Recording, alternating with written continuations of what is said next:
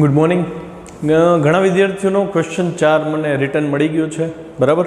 હવે મેં હોમવર્કમાં આપ્યો તો તમે જાતે રીડ કરો ને તમને સંજ્ઞા પદ્ધતિનો આઈડિયા આવે એટલા માટે. ફરીથી હું ક્વેશ્ચન તો કરાવવાનો જ છું.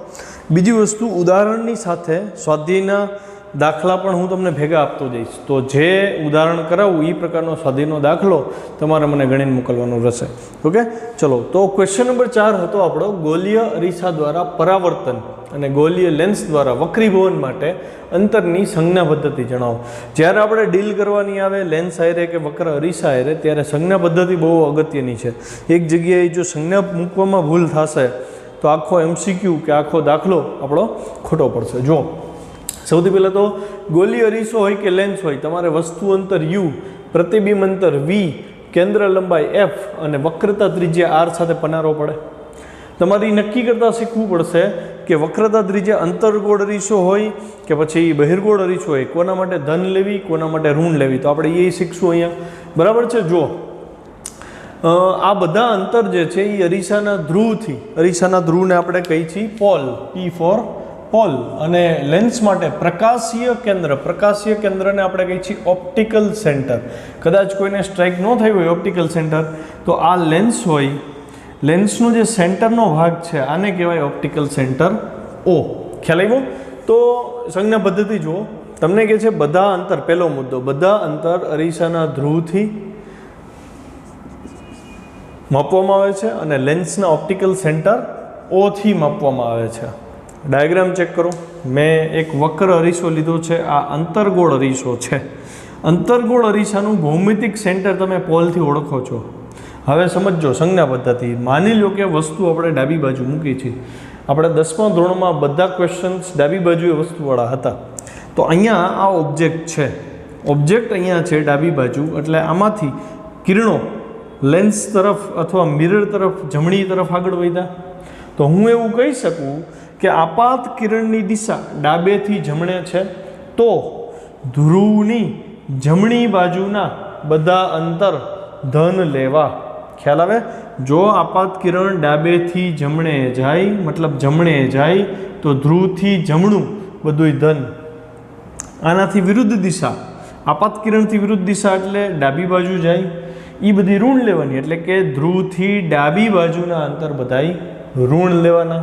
પછી ઊંચાઈની વાત છે, તો એક્સ અક્ષથી ઉપર તમે લંબ દોરો અને એની જે ઊંચાઈ મળે એ બધી ધન, અને એક્સ અક્ષથી નીચે તરફ લંબ દોરો તો એની ઊંચાઈ તમારે લેવાની છે ઋણ. ખ્યાલ આવ્યો? અચ્છા, આમાં ક્રોસ ક્વેશ્ચનિંગ એવું થાય કે વસ્તુ માની લો કે ડાબી બાજુએ નહીં જમણી બાજુએ છે, તો જો વસ્તુ છોકરાઓ જમણી બાજુ હોય તો આ લેન્સ ફરી જશે આ તરફ, અરીસો કે લેન્સ વોટેવર. તો આને તમારે આવી રીતે રજૂ કરવું પડશે. તો એવા કિસ્સામાં તમારે અહીંયાથી આપાત કિરણ કઈ દિશામાં જશે? ડાબી તરફ. તો જો કિરણ ડાબી તરફ જાય તો ધ્રુવથી ડાબી બાજુ, એવા કિસ્સામાં ધન બને. અને એની વિરુદ્ધ દિશા એટલે કે જમણી બાજુ એ તમારી ઋણ થશે. ખ્યાલ આવે છે? મતલબ અહીંયા એક સેન્સ એવી બને કે જ્યાં વસ્તુ પડી હશે એ બાજુના ધ્રુવના અંતરો ઋણ, અને જ્યાં વસ્તુ નહીં હોય એ બાજુના અંતરો બધાય ધન થશે. ખ્યાલ આવે? બીજો મુદ્દો જો હિચકે છે, આપાત કિરણની દિશામાં મપાયેલા અંતરો ધન લેવામાં આવે છે, અને આપાત કિરણની વિરુદ્ધ દિશામાં અંતરો કેવા લેવાય છે? ઋણ લેવામાં આવે છે. એક્સ અક્ષની ઉપર તરફ અને અરીસા કે લેન્સની મુખ્ય અક્ષને લંબ ઊંચાઈઓ ધન અને નીચે તરફની ઊંચાઈઓ ઋણ લેવામાં આવે છે. બરાબર? એક્સ અક્ષ છે એની ઉપર તરફ અરીસા કે ધ્રુવની મુખ્ય અક્ષને દોરેલા લંબ બધાય ધન ઉપર તરફ દોર્યા હતા એટલે, અને નીચે તરફ દોરેલા લંબ બધાય ઋણ લેવાના રહેશે. તો આ થઈ સંજ્ઞા પદ્ધતિ. અહીંયા હું એવું કહી શકું કે આના યામ હું 0 0 લઉં છું, તો આપણો એક્સ અક્ષ થયો અને આ આપણો વાય અક્ષ થયો કે નહીં? તો અહીંથી ઉપરનો વાય અક્ષ ધન હોય, નીચેનો વાય અક્ષ ઋણ હોય. આ ધન એક્સ અક્ષ અને આ ઋણ એક્સ અક્ષ. આવી રીતે આપણે અઝ્યુમ કરીને ચાલી શકીએ. ચલો, આ તો બહુ ઇઝી ક્વેશ્ચન હતો. હવે ક્વેશ્ચન નંબર 5, વક્રતા ત્રિજ્યા અને કેન્દ્ર લંબાઈનો સંબંધ છે. આપણે લાસ્ટ ક્વેશ્ચનમાં, ક્વેશ્ચન નંબર 5માં ઘણી બધી વ્યાખ્યાઓ કરી હતી. દર્પણમુખ, કોણીય દર્પણમુખ, વક્રતા ત્રિજ્યા, કેન્દ્ર લંબાઈ, મુખ્ય અક્ષ. તો આ બધી વ્યાખ્યાઓ આવડવી જરૂરી છે, કેમ કે પછી જ ક્વેશ્ચન 6 આપણાથી સોલ્વ થાય. ક્વેશ્ચન 6 શું છે? તો કે ગોળીય અરીસા માટે કેન્દ્ર લંબાઈ અને વક્રતા ત્રિજ્યા વચ્ચેનો સંબંધ મેળવો. હું આ સંબંધ અંતર્ગોળ અરીસા અને બહિર્ગોળ અરીસા બેય માટે મેળવીશ. તો પરીક્ષામાં જો તમને સ્પેશિયલી અંતર્ગોળ પૂછે તો તમારે એવો હિસાબ કરવો, મતલબ એ ડાયાગ્રામ ડ્રો કરવો. બહિર્ગોળ પૂછે તો તમારે બહિર્ગોળનો ડાયાગ્રામ ડ્રો કરીને એક્સપ્લેન કરવું, બરાબર છે. અને જો સ્પેશિયલી ગોળીય અરીસા બોલે તો બે ડાયાગ્રામ ડ્રો કરી દેવા. ઓકે, ચલો સૌથી પહેલાં અંતર્ગોળ અરીસાનો ભૂમિતિ આપણે સમજી લઈએ આખી. જો ધ્યાનથી, આ અંતર્ગોળ અરીસો છે, બરાબર છે. આ ડાબી બાજુએ વસ્તુ અનંત અંતરે છે. ક્યાં છે? અનંત અંતરે. અનંત અંતરે છે, કિરણો બધા સમાંતર આવે છે. મેં એક કિરણ, રેડ કિરણ લીધું છે ઉડવા. તો તમે જુઓ છો કે આ જે કિરણ આવ્યું એ એમ પાસે આપાત થયું. તો એમ પાસે આપાત થાય તો એમને આપણે આપાત બિંદુ કહી શકીએ. ખ્યાલ આવ્યું? હવે ઓબ્વિયસ છે કે સમાંતર કિરણ છે તો પરાવર્તન પામીને એફમાંથી પસાર થાય એટલે આપણે એને એફમાંથી પસાર કર્યું. તો આ આપણું પ્રકાશનું સૂર્યકિરણ થયું કે જે એમ બિંદુએ પરાવર્તન પામી અને એમ એફ તરફ આગળ વધે છે. અચ્છા, પછી આપણે એવું ભણ્યા હતા, એવી ચર્ચા થઈ હતી ફર્સ્ટ લેક્ચરમાં કે વક્રતા ધરાવતો કોઈ મિરર હોય એના આપાત બિંદુથી હું એક સ્પર્શક દોરું અને એ સ્પર્શકનો લંબ જે દોરું એ સપાટીને લંબ થયો કહેવાય. પણ આપણે એવી વાત થઈ હતી કે આ સ્પર્શક હોય તો આ વક્રતા જે છે એનું સેન્ટર સી, એટલે કે અહીંથી સીથી એમ રેડિયસ થાય અને રેડિયસ ઓલવેઝ અહીંયા દોરેલા સ્પર્શકને લંબ હોય. એનો મતલબ કે એમ બિંદુમાંથી અગર હું લંબ ડ્રો કરું તો એણે સીમાંથી જ પસાર થવું પડે. બહુ અગત્યનો મુદ્દો. આપાત બિંદુએ, વક્રતા અરીસામાં આપાત બિંદુએ આપણે જો લંબ દોરીએ તો એ લંબ હંમેશા વક્રતા કેન્દ્ર સીમાંથી પસાર થાય. એટલે મેં આ વક્રતા કેન્દ્ર સીમાંથી પસાર કર્યું. અચ્છા, પછી પરાવર્તનના નિયમ આપણે ભણ્યા. પરાવર્તનના નિયમમાં તો આપાત કોણ અને પરાવર્તન કોણ સમાન હોય. તો જુઓ ધ્યાનથી, આ કિરણ, આ સપાટીને દોરેલો લંબ, સપાટીને દોરેલ લંબને આપણે ડોટેડ લાઈન કરી નાખીએ તો સપાટીના દોરેલા લંબ સાથે એણે કેટલો આપાત કોણ બનાવ્યો? થીટાનો. તો ઓબ્વિયસ છે પરાવર્તન કોણ થીટા જ થાય, કેમ કે આપાત કોણ ને પરાવર્તન કોણ કેવા છે? સરખા છે. ખ્યાલ આવ્યો? અચ્છા, પછી હું આ ખૂણો દર્શાવું છું. મારે જીઓમેટ્રીમાં આનો ઉપયોગ લેવાનો છે એટલે હું પહેલાં જ એને દર્શાવી દઉં. જો ધ્યાનથી જોજો, મારી ફિંગર જ્યાં જાય ત્યાં જુઓ માર્કર ઉપર, તો આ ઝેડ બને છે. દેખાય? દેખાણો? તો આ ઝેડ એટલે યુગ્મ કોણની જોડ થઈ તો આ થીટા થાય તો આ થીટા થાય. એવી જ રીતે મારે આ ત્રિકોણની જરૂર પડશે, આ ખૂણાની જરૂર પડશે. શું કામ આ ખૂણાની જરૂર પડે એ આપણે આગળ ચર્ચા કરી. પણ અહીં જુઓ ધ્યાનથી, આ ઝેડ બન્યો ઝેડ, તો આ કુલ ખૂણો 2 થીટા છે તો આ કુલ ખૂણો 2 થીટા થાય. સમાંતર રેખાઓ માટે યુગ્મ કોણ સમાન મૂલ્યના હોય. તો આપણને સવાલ એમ થાય કે આ ખૂણાની ના ખૂણાની જરૂર શું પડી? તો સમજીએ આપણે. જોજો ધ્યાનથી, અહીંથી આ જે ત્રિકોણ લ્યો છો, અહીંથી આ ત્રિકોણ, તો આ ત્રિકોણમાં મેં એમ થી ડી મેં લંબ ડ્રો કર્યો ત્રિકોણ થાય એટલા માટે, બરાબર. આ અંતર બહુ અવગણ્ય હશે, પી થી ડીનું અંતર અવગણ્ય હશે. કેમ કે આ જે વક્ર અરીસો લીધો છે એ નાના દર્પણ મુખવાળો વક્ર અરીસો હોય. આપાત બિંદુથી મુખ્ય અક્ષ પર મેં લંબ દોર્યો તો ડી પર, એટલે એમ ડી આપણને મળ્યો. તો એમ ડીનું માપ અને એમ પીનું માપ ઓલમોસ્ટ સેમ હોય એટલે હું એને ત્રિકોણ કહી શકું. તો હવે જુઓ, એફ થી ડીનું અંતર અથવા તો એફ થી પીનું અંતર, તો છોકરાઓ ધ્રુવથી મુખ્ય કેન્દ્રનું અંતર એટલે કેન્દ્ર લંબાઈ હતી. તો આ અંતર તો નેગ્લિજિબલ છે, અવગણ્ય છે. તો હું એવું કહી શકું ને કે ત્રિકોણ એમ એફ ડીમાં એફ ડી એ જ વક્રતા કેન્દ્ર લંબાઈ થશે. એવી જ રીતે ત્રિકોણ M C પીમાં M C P કહું કે એમ સી ડી કહું, લંબાઈમાં કાંઈ આ લંબાઈમાં કંઈ ફરક પડશે નહીં. તો સી થી ડીનું માપ જે છે એ આપણા માટે વક્રતા ત્રિજ્યા થાય, ધ્રુવથી વક્રતા કેન્દ્રનું અંતર. તો મારે આ બાજુ અને આ બાજુનો સંબંધ જોઈ છે એટલે મેં એ ખૂણા લીધા છે.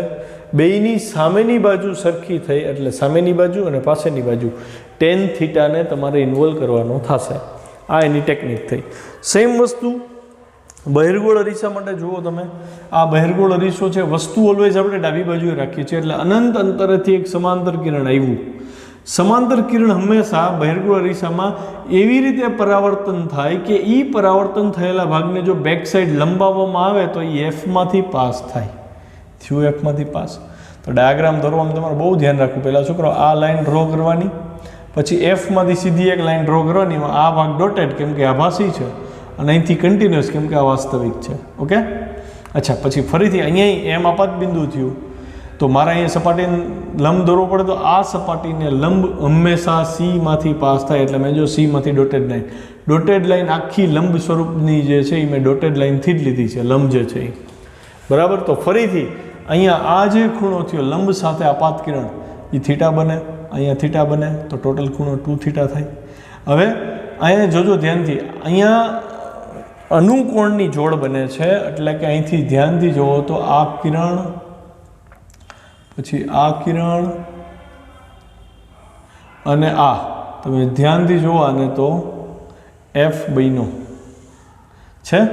આ ઊંધો એફ થાય છે, જુઓ ધ્યાનથી. એટલે આ ખૂણો થીટા અને આ ખૂણો અનુકોણની જોડ થઈ, થીટા બન્યો.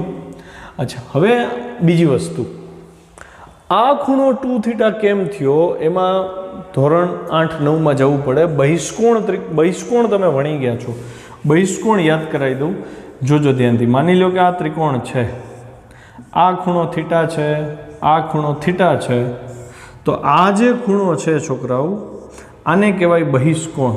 આની હવે જરૂર નથી, આને કહેવાય બહિષ્કોણ. કોઈ પણ ત્રિકોણના બે ખૂણા સિવાયનો જે ખૂણો છે એની બારે આ બાજુ સાથે જે ખૂણો બને છે અહીંયા, આને કહેવાય બહિષ્કોણ. આ બે ખૂણાને કહેવાય અંતઃસમ્મુખ કોણ. શું કહેવાય? અંતઃસમ્મુખ કોણ. તો અંતઃસમ્મુખ કોણ જે બે છે એ બેનો સરવાળો એટલે બહિષ્કોણ થાય. આ બેનો સરવાળો 2 થીટા થયો અહીંયા. તો સેમ વસ્તુ જોજો ધ્યાનથી, અહીંયા આ ચોકડી બને છે આ ચોકડી. તો આ ખૂણો થીટા છે, તો આ ખૂણો પણ શું થશે? થીટા થાય. અભિકોણની જોડ, જેને અભિકોણની જોડ નથી ખબર, આમાં બહુ ઉપયોગ આવશે અભિકોણની જોડ. આ ખૂણો અને આ ખૂણો અભિકોણની જોડ કહેવાય. ચોકડી બને ને સામસામેના ખૂણા અભિકોણ કહેવાય. તો એનો મતલબ એવો થયો કે આ ખૂણો થીટા, આ ખૂણો થીટા અભિકોણની જોડથી થયો. હવે હું જે હાઇલાઇટ કરું ત્રિકોણ ઉપર, એ ત્રિકોણને જોજો. આ ત્રિકોણને હાઇલાઇટ કરું છું. ઓકે. તો આ ત્રિકોણમાં અંતઃસમ્મુખ કોણ ક્યાં થયા? તો કે આ થીટા અને આ થીટા બે અંતઃસમ્મુખ કોણ થયા. અને આ જે ખૂણો બન્યો, આ ખૂણો શું થયો? બહિષ્કોણ થયો. તો આનો અને આનો સરવાળો એટલે બહિષ્કોણ 2 થીટા એવી રીતે આવ્યો. એમાં એ જ થિયરી તમે અહીંયા લાગુ પાડવી હોય તો પાડી શકો. જો ત્રિકોણ CFM લ્યો ધ્યાનમાં, એને આપણે હાઇલાઇટ કરીએ. તો CF અને M, CFM ત્રિકોણ તમે ધ્યાનમાં લ્યો તો આ ખૂણો કેટલો છે? થીટા છે. આ ખૂણો કેટલો છે? થીટા છે. બરાબર. તો આ થીટા આ બેનો સરવાળો એટલે આ બહિષ્કોણ થયો 2 થીટા. તો તમે એવી રીતે બહિષ્કોણથી નહીં આગળ વધી શકો. આમાં યુગ્મકોણ બનતા હતા, વાં યુગ્મકોણ દર્શાવવામાં તકલીફ પડતી હતી, એટલે આપણે બે ત્રિકોણમાં બહિષ્કોણવાળી થિયરીથી આગળ વધશે. ચલો થિયરીની શરૂઆત કરીએ. આકૃતિમાં C અવળું, બે કેસમાં C અરીસાનું વક્રતા કેન્દ્ર છે. જે અરીસો કીધું એ નામ લખાય. મુખ્ય અક્ષને સમાંતર કિરણ, કયું કિરણ? તો કે અવળું. બે કિસ્સામાં એ જ કિરણ છે. એ અરીસા પર M બિંદુએ આપાત થાય છે. ડાયાગ્રામને વર્ણન કરવું એ જ એનું એક્સપ્લેનેશન. મુખ્ય અક્ષને સમાંતર કિરણ અરીસા પર M બિંદુએ આપાત થાય છે. આથી CM, પહેલાં હું લંબ દોરીશ. CM એ M બિંદુ પાસે સપાટીને દોરેલો લંબ છે. તો બે કેસમાં CM, અહીંથી આ CM બે સપાટીને દોરેલ લંબ થયો. ધારો કે આપાત કોણ થીટા છે, અહીંથી આ ખૂણો આપાત કોણ થાય એને થીટા કીધો. બે કેસમાં આપાત કોણ થીટા જ લીધો છે. ખ્યાલ આવે? આપાત કોણ થીટા છે MD, એટલે અહીંથી આ લંબ લીધો આપણે. તો અહીં લખ્યું MD. M બિંદુથી મુખ્ય અક્ષ પર દોરેલો લંબ છે. તેથી ખૂણો MCP, ખૂણો MCP થીટા થાય. અહીંથી મેં આ લંબ લીધો, D ને P ઓલમોસ્ટ નજીક છે એટલે બેને એક કહી શકું. તો MCP થીટા થાય. કેમ થીટા થયો? તો કે અહીંથી જો આ શું બન્યું? યુગ્મકોણની જોડ બને છે એટલે આ ખૂણો મને થીટા મળી ગયો. તથા ખૂણો MFP બરાબર 2 થીટા થાય. MFP 2 થીટા થયો. આ 2 થીટા કેમ થયો એ આપણે એક્સપ્લેન કરવું પડે. તો જો આગળ, કારણ કે ત્રિકોણ MCF જોજો ધ્યાનથી, ત્રિકોણ MCF નો એક ખૂણો થીટા, બીજો ખૂણો થીટા અને એનો બહિષ્કોણ ખૂણો MFD છે. જો કારણ કે ત્રિકોણ MCF નો એક બહિષ્કોણ ખૂણો MCP છે અને તેના અંતઃસમુખ કોણ અહીંયા ખરેખર MFD આવે. શું આવે? ખૂણો MFD. કરેક્શન કરજો. ત્રિકોણ MCF નો એક બહિષ્કોણ ખૂણો MFD છે. ખૂણો MFD છે તો તેના અંતઃસમુખ કોણ, એક તો ખૂણો આવડો અને એક આ, એટલે કે ખૂણો MCF અને ખૂણો CMF છે. બે એના બહિષ્કોણ થયા. તેથી આ ખૂણો કેટલો થયો? MFP કેટલો થશે? 2 થીટા થાય. અહીંયા હું MFD લખું, MFP લખું, એનાથી કાંઈ ફરક પડતો નથી. હવે જોજો, આકૃતિ પરથી ક્લિયર છે કે હું tan થીટા લઉં છું. અહીંયા હું tan થીટા લઉં આ ત્રિકોણ માટે, MCD માટે. તો અહીંયા ત્રિકોણ MCD માં tan થીટા બરાબર શું થાય? તો કે એની સામેની બાજુ શું છે? સામેની બાજુ MD છેદમાં પાસેની બાજુ શું છે? CD. એટલે MD ના છેદમાં CD થયું. હવે હું બીજો ત્રિકોણ લઉં. ત્રિકોણ લઈશ MFD માં. તો અહીંયા આવશે ત્રિકોણ MFD માં tan 2 થીટા બરાબર 2 થીટાની સામેની બાજુ MD છેદમાં પાસેની બાજુ FD. તો MD બાય FD થયું. હવે બીજી વસ્તુ, આ જે ખૂણા બને છે ને છોકરાઓ, એકદમ સૂક્ષ્મ છે, કેમ કે આ લેન્સ કે અરીસો જે છે એ બહુ જ નાનો હોય છે. એ બહુ નાનો હોય એટલે થીટા શું થાય? ટેન્સ ટુ 0 હોય. 2 થીટા ટેન્સ ટુ 0 હોય. જો થીટા ટેન્સ ટુ 0 હોય તો આપણે આવું ભણ્યા છીએ કે tan થીટા ઓલમોસ્ટ થીટા જેટલા થાય. થીટા ટેન્સ ટુ 0 તો tan theta tense two theta થાય. તો અહીં tan થીટા નીકળી જશે અને ખાલી થીટા લખી શકું. તો થીટા બરાબર શું આવ્યું? MD ના છેદમાં CD. એવી જ રીતે tan 2 થીટા અને 2 થીટા સરખા થાય તો 2 થીટા બરાબર MD બાય FD થાય. અહીંયા તમને થીટા તો મળી ગયો. થીટાની કિંમત શું મળી? MD ના છેદમાં CD. આ જે કિંમત મળી, આ કિંમત હું આમાં મૂકીશ એટલે 2 થીટાની બદલે MD બાય CD બરાબર MD બાય FD મૂક્યા. બેમાંથી MD ઉડી ગયા, વધે 2 બાય CD અને 1 બાય FD. આવો એક સંબંધ મળ્યો. હવે આપણે આકૃતિમાં જોવું પડે કે CD ને FD શું છે. તો જો બે આકૃતિ તમે જોતા જાઓ તો અહીંયા C થી D કહું કે C થી P કહું, એ વક્રતા ત્રિજ્યા થઈ કે નહીં? તો આ આપણા માટે શું છે? વક્રતા ત્રિજ્યા R. એવી જ રીતે અહીંયા C થી D કહું કે P કહું, વક્રતા ત્રિજ્યા થઈ R. પછી બીજું શું આપ્યું છે? FD. તો F થી D આપણા માટે કેન્દ્ર લંબાઈ F હતી, સ્મોલ f, અને અહીંયા પણ એ F સ્મોલ f જ થાય છે. તો હું અહીં લખી શકું ને કે CD બરાબર વક્રતા ત્રિજ્યા R, FD બરાબર કેન્દ્ર લંબાઈ F. તો કિંમત મૂકી 2 બાય R અને 1/f. ખ્યાલ આવ્યો? તો હવે બેને વ્યસ્ત કરી નાખ્યા એટલે F બરાબર R/2. મતલબ મુખ્ય કેન્દ્રનું ધ્રુવથી અંતર એટલે કે કેન્દ્ર લંબાઈ વક્રતા ત્રિજ્યાથી અડધી હોય છે. ધોરણ 10માં આ જ સમીકરણ તમે સાબિત કર્યું હતું. એમાં તમે સમરૂપ ત્રિકોણોની જોડ લઈને કર્યું હતું. અહીંયા સમરૂપ ત્રિકોણોની જોડ લેવાને બદલે ટ્રિગોનોમેટ્રીનો ઉપયોગ કરી અને બહિષ્કોણનો ઉપયોગ કરી આપણે એ જ સૂત્ર F બરાબર R/2 સાબિત કર્યું. આ આપણા સમીકરણનું પહેલું આપણું ફર્સ્ટ ઇક્વેશન થયું. તો આમાં એવું ઈચ્છું, આમાં એટલા બધા ફોર્મ્યુલા આવવાના છે કે તમારે શું કરવાનું કે તમે ફેરબુક બનાવી હોય ને તો છેલ્લા પેજ ઉપર હેડિંગ આપી ચેપ્ટરનું અને ફોર્મ્યુલા જેમ નવા આવતા જાય ને એમ એનું લિસ્ટિંગ સાથે કરતા જાજો. બાકી છેલ્લે બધાય ફોર્મ્યુલા ગોતવા બેસી તો આપણને બધાયના મતલબ આંકડા જુદા જુદા થશે. તો અહીંથી આપણે એક લિસ્ટ આજથી જ બનાવવાનું શરૂ કરી દેશે. ચલો, ક્વેશ્ચન નંબર 7 છે. પ્રતિબિંબ એટલે શું તેના પ્રકાર સમજાવો. જો પ્રતિબિંબ કેવી રીતે મળે એની ચર્ચા આપણે પહેલાં લેક્ચરમાં કરી હતી, પણ જ્યારે થિયરીમાં પૂછાય તો એનું વર્ણન આવી રીતે હોવું જોઈએ. પ્રતિબિંબની બે વ્યાખ્યા મેં આપી છે, તમે કોઈ પણ એક લખો તો ચાલે. મારા ખ્યાલ પ્રમાણે તમે બીજી વ્યાખ્યા લખો તો સૌથી સારું રહેશે. બરાબર છે? તો બીજી વ્યાખ્યા તો આવડવી જ જોઈએ. જો પહેલી વ્યાખ્યા એમ કહે છે કે પ્રતિબિંબ એ પરાવર્તન અને વક્રીભવનથી વસ્તુ સાથે રચાતી બિંદુથી બિંદુની અનુરૂપતા છે. હવે જો આ વાક્ય એટલે લખાવું છું કે આને રિલેટેડ ક્યાંય MCQમાં કાંઈ આવી જાય તો આપણે અટકવા ન જોઈએ કે ભાઈ આવી તો વ્યાખ્યા છે જ નહીં, એટલે મેં આ વ્યાખ્યા લખાવી દીધી કે પરાવર્તન થાય અને વક્રીભવન થાય કે બેમાંથી ગમે એક થાય ત્યારે વસ્તુ સાથે બિંદુએ બિંદુની અનુરૂપતા એટલે સમાનતા, તો જો એવું રચાતું હોય તો એ જે અનુરૂપતા રચાણી એને કહેવાય પ્રતિબિંબ.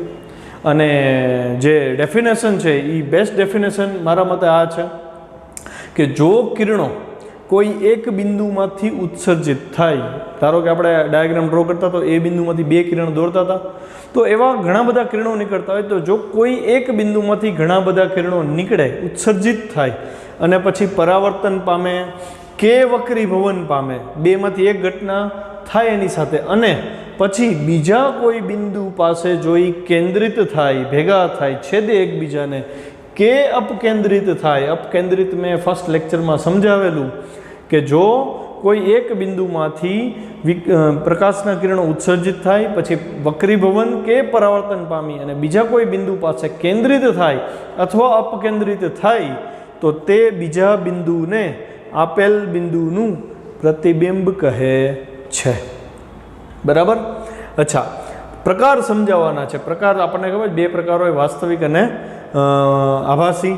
તો જો કિરણો તે બિંદુ પર ખરેખર કેન્દ્રિત થતા હોય તો રચાતું પ્રતિબિંબ સાચું એટલે કે વાસ્તવિક પ્રતિબિંબ કહેવાય.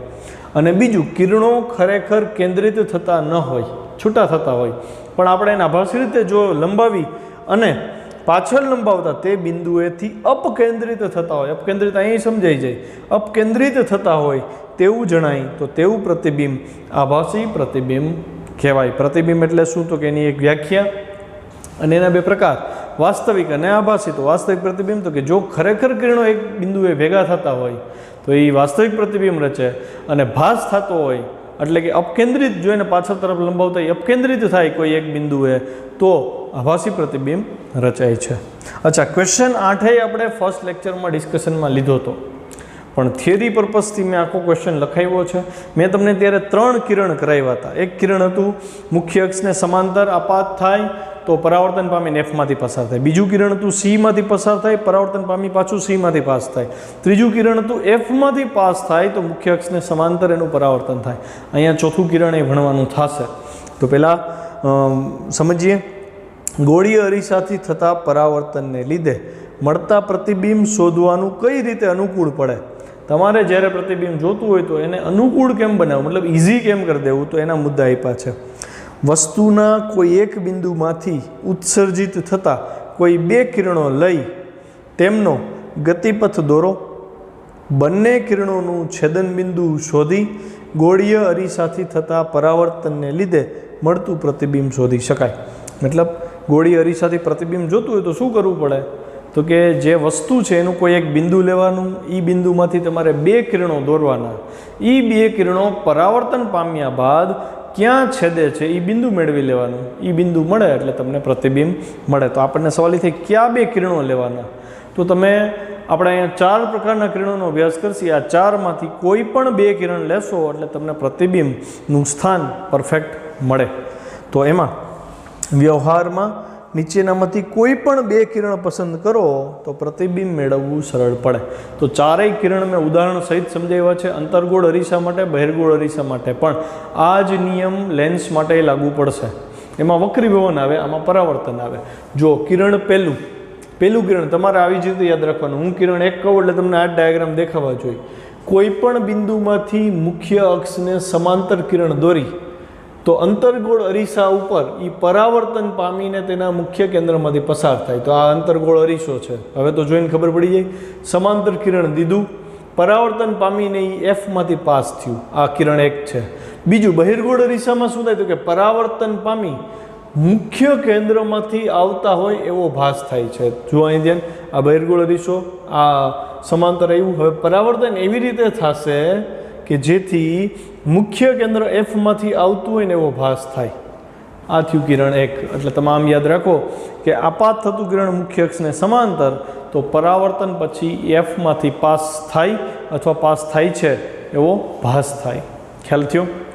કિરણ 2, અંતર્ગોળ અરીસા માટે વક્રતા કેન્દ્રમાંથી પસાર થતું કિરણ અને બહિર્ગોળ અરીસા માટે વક્રતા કેન્દ્રમાંથી પસાર થતું હોય તેવો ભાસ થતું કિરણ. ભાસ થતું શું કામ બોલવું પડે એ ડાયાગ્રામ ઉપરથી સમજાય. પહેલાં અંતર્ગોળ અરીસાની વાત કરીએ. તમે જુઓ ધ્યાનથી તો અહીંયા એરો છે ને એ જ બધું કહી દે છે આપણને. પહેલો એરો આ તરફ જાય છે, મતલબ પ્રકાશનું કિરણ આ તરફ આવ્યું અને પછી પાછું આ જ તરફ જશે. શું કામ આ જ તરફ આવ્યું? તો કે અહીંયા આપાત કિરણ થયું અને આપણને ખબર છે કે જો હું આ સપાટીએ લંબ દોરું તો એ સીમાંથી જ પાસ થાય. તો એનો મતલબ આપાત કિરણ અને લંબ એકબીજા ઉપર સંપાત થયા.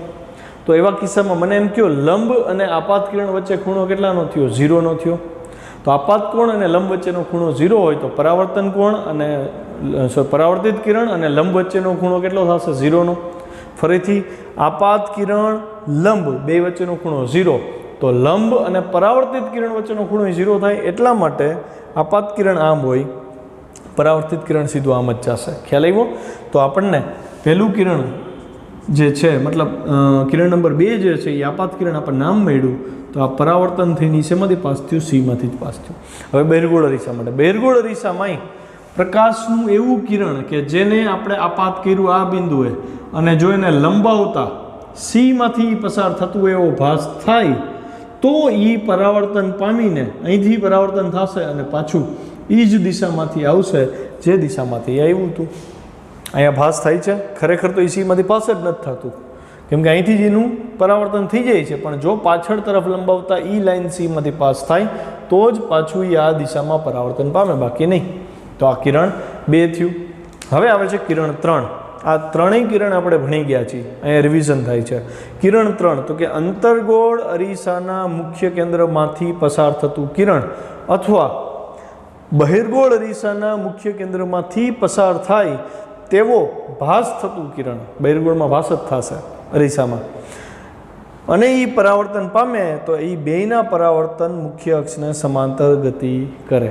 જો અહીં ધ્યાન, પહેલાં અંતર્ગોળ અરીસો, કિરણ અહીંથી આપાત થયું તો એની દિશા આ તરફ થઈ, એફમાંથી પાસ થયું. તો અંતર્ગોળ અરીસામાં એફમાંથી પાસ થાય તો પરાવર્તન પામી એ મુખ્ય અક્ષને સમાંતર ગતિ કરે. આ એક થયું.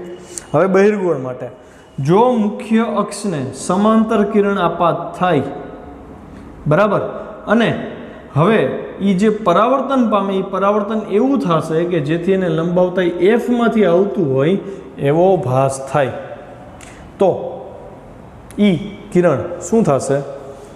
સોરી, અહીંયા જો એરોની દિશા ખોટી છે, ખરેખર આવું થાય. ડાયાગ્રામમાં ભૂલ છે, એમાં તમે PDF ફાઇલમાં જોજો, કદાચ એમાં કરેક્શન હોય. મેં તો મોઢે દોર્યું, મારી ભૂલ હોય. કિરણ એફમાંથી પાસ થતું હોય એવો ભાસ થાય છે. હવે આ આપાત કિરણ થયું અને અહીંયાથી પરાવર્તન પામે એટલે આ દિશામાં ગતિ કરશે. સમજાય છે? કિરણ આવ્યું આ તરફ, ત્યાંથી ભાસ થાય છે કે એફમાંથી પાસ થાય તો એ અહીંથી પરાવર્તન પામી સમાંતર ગતિ કરશે. થઈ ગયું? અહીંયા ભૂલમાં આપણે પહેલાં કિરણ 1 ડ્રો કરી નાખ્યું હતું, તો આવી ભૂલ ન થવી જોઈએ. હવે કિરણ 4, અરીસાના ધ્રુવ P પાસે કોઈ પણ કોણે આપાત થતું કિરણ પરાવર્તન પામી એટલા જ કોણે પરાવર્તન થશે, એટલા જ કોણે ગતિ કરે. તો જો આ અંતર્ગોળ અરીસો અહીંથી આપાત કોણ માની લો કે 30 ડિગ્રી છે, તો પરાવર્તન થશે ત્યારે અહીંયા 30 ડિગ્રી જ હોવી જોઈએ. તો આ આપાત કિરણ, આ પરાવર્તિત કિરણ. સેમ વસ્તુ બહિર્ગોળ અરીસાને એ જ નિયમ લાગુ પડશે. આપાત કિરણ જેટલો આપાત કોણ બનાવે એટલા જ પરાવર્તન કોણથી પરાવર્તન પામે. મતલબ ચોથું કિરણ પરાવર્તનના નિયમોનું પાલન કરતું આપાત કોણ બરાબર પરાવર્તન કોણનું પાલન કરતું કિરણ થશે. તો આ 4ની મદદથી તમે કોઈ પણ 2 ચૂઝ કરવામાંથી તો તમને પરિણામી પ્રતિબિંબ રચાય છે એ શોધી શકાય. તો અહીંયા આપણો આ લેક્ચર આપણે પૂરો કરીએ છીએ. આ 8 ડાયાગ્રામને તમારે મને ડ્રો કરીને મોકલવાના છે અને થિયરીના મુદ્દા આ જે છે એ પણ સાથે જોશે મારે. ઓકે.